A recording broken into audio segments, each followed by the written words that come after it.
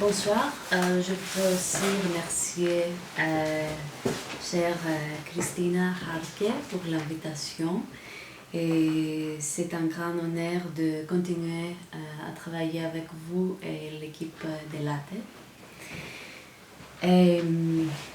Donc, le titre de ma présentation aujourd'hui est « Pourquoi encore la guerre ?» Freud, dans son texte actuel sur la guerre et la mort, affirme que l'investigation psychologique, dans un sens plus strict l'investigation psychanalytique, montre bien plutôt que l'essence la plus profonde de l'homme consiste en notions pulsionnelles qui, de nature élémentaire, sont de même espèce chez tous les hommes et ont pour but la satisfaction de certains besoins originels. Ces émotions pulsionnelles ne sont en soi ni bonnes ni mauvaises. Fin de citation. Cette phrase freudienne nous incite à penser que les émotions pulsionnelles sont de même espèce pour tous les hommes et que leur but est aussi commun. Il affirme aussi que ces émotions pulsionnelles ne sont ni bonnes ni mauvaises. La question qui se pose après cette idée est la suivante. Jusqu'où l'homme peut aller afin de se satisfaire? Notre actualité est pleine de guerres, de la violence extrême entre le peuple et même les catastrophes naturelles témoignent une crise écologique qui peut menacer notre planète en son entièreté. Nous observons bien que l'homme peut aller jusqu'à son aphanisme, son extinction. D'ailleurs, comme Paul Ranasson l'écrit dans ce livre « Psychanalyse de la catastrophe », il ne faut pas perdre de vue que la venue de l'homme a été précédée de catastrophes massives, l'espèce humaine étant d'abord un être post-catastrophique. De la catastrophe vers la catastrophe, l'homme se pose contre l'homme et finalement contre lui-même. On peut supposer dans ces cas-là une répétition de la catastrophe et enfin une répétition catastrophique. Mais qu'est-ce qui empêche la fin d'une telle répétition? Pourquoi une telle pratique ne peut pas être refoulée? L'homme, en tant qu'être parlant, en tant que sujet, il a prédominé sur Terre. Il semble être le plus capable de tous les animaux. C'est lui qui est un être culturel, le produit et le producteur de la civilisation. Il a réussi à être le plus fort, sauf face à la mort. Il reste toujours un être mortel, même si dans l'inconscient, chacun de nous est convaincu de son immortalité, comme nous dit Freud. Il écrit encore que la mort est l'issue nécessaire de toute vie, que chacun d'entre nous est en dette d'une mort envers la nature et doit être préparé à payer cette dette, bref, que la mort est naturelle, indéniable et inévitable. Fin de citation. Les guerres infinies nous amènent à poser des questions sur les rapports de l'homme à la mort. Pendant la guerre, l'homme provoque la mort aux dizaines de milliers, mais aussi il met en danger sa propre vie. Il se trouve lui aussi très proche à la mort. Mais qu'est-ce qui fait cette idée si aimée, l'idée de tuer ou d'être tué? Freud répond à cette question en écrivant qu'il est évident que la guerre balaye nécessairement ces traitements conventionnels de la mort. La mort ne se laisse plus dénier, on est forcé de croire à elle. En plus, il continue que la vie, certes, est redevenue intéressante, elle a retrouvé son plein contenu. Selon Paul Ranasson, les temps de guerre instaurent un rapport d'exception à la mort en l'inscrivant dans la chronique du quotidien. C'est l'occasion funèbre où l'on compte les morts, ce qui modifie les rapports à la mort. Fin de citation.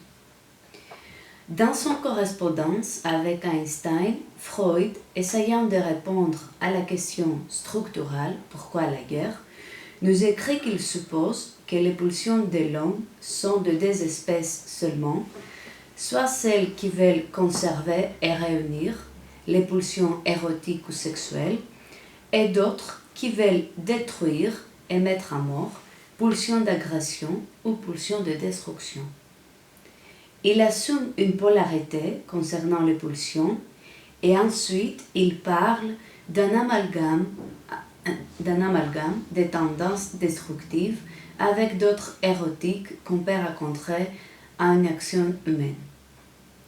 Ensuite, essayant d'expliquer la guerre, il propose de renommer la pulsion de destruction comme pulsion de mort, tandis que les pulsions érotiques représentent les aspirations à la vie. La pulsion de mort, notion psychanalytique qui provoque assez de réactions, explique que l'être vivant préserve, pour ainsi dire, sa propre vie en détruisant une vie étrangère. Cette pulsion de mort, pulsion de destruction, peut s'adresser vers l'intérieur ou vers l'extérieur, autodestructive ou hétérodestructive. Freud reconnaît un effet même bénéfique quand ces forces pulsionnelles s'expriment vers la destruction du monde extérieur. Ces retournements soulagent l'être vivant. Il nous prépare en écrivant qu'il ne s'agit pas de limiter totalement les penchants à l'agression chez l'homme, on peut tenter de les dévier suffisamment pour qu'il n'aille pas à trouver son expression dans la guerre. Fin de citation. Nous comprenons que l'homme ne peut pas se débarrasser de ses penchants à l'agression, il peut juste la dériver vers d'expressions moins catastrophiques pour sa vie ou pour la vie des autres. Pourquoi la pulsion de mort résiste-t-elle à sa pulsion antagoniste, la pulsion d'éros? Que fait le thanatos être si résistant? Freud, dans son texte Au-delà du principe du plaisir, nous dit que les pulsions cherchent à atteindre un but ancien par des voies à la fois anciennes et nouvelles. Continuant sa pensée, il écrit « S'il nous est permis d'admettre comme une expérience, ne connaissant pas d'exception, que tout ce qui est vivant meurt pour des raisons internes, faisant retour à l'inorganique, alors nous ne pouvons que dire le but de toute vie est la mort, et en remontant en arrière, le sans-vie était là intérieurement au vivant. » Cette phrase est assez radicale et nous amène à penser que l'inorganique préexiste de l'organique. La mort préexiste de la vie, autrement dit, avant la vie, c'était la mort. Le principe de plaisir semble être tout simplement au service des pulsions de mort, écrit Freud. Suivant la pensée freudienne, nous supposons qu'il y a ces contraintes de répétition qui fait l'homme rentrer toujours au début, ce début qui est sans vie. Dans son texte Les malaises de la culture, Freud adopte le point de vue que le penchant à l'agression est une prédisposition pulsionnelle, originelle et autonome de l'homme. Nous comprenons que ce penchant à l'agression ne peut pas être refoulé définitivement.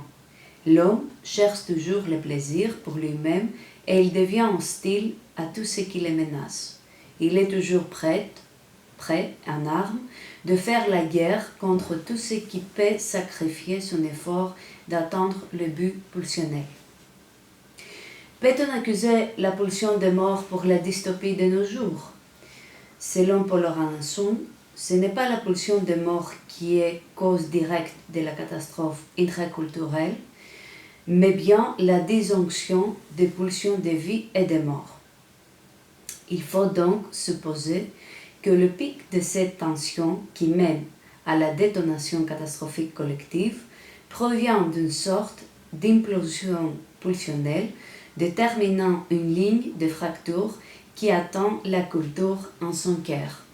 On peut parler ici de bifurcation de pulsions de mort.